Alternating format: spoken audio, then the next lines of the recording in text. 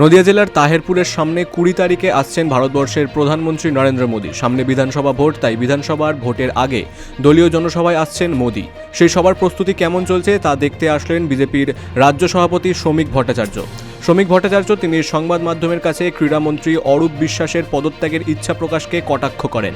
সেদিন যুব ভারতীতে যে বিশৃঙ্খলা তৈরি হয়েছে তার দায় তৃণমূলের উপরেই তিনি দিয়েছেন।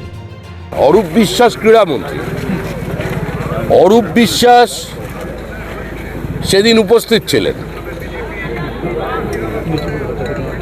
পৃথিবী বিখ্যাত জীবন্ত কিংবদন্তি ফুটবলার লিওনার্ড মেসি কলকাতায় এসেছেন, তো ক্রীড়ামন্ত্রী প্রোটোকল রাখতে তিনি ওখানে গেছেন। কিন্তু আর কারা ছিলেন? প্রশ্ন সেখানে।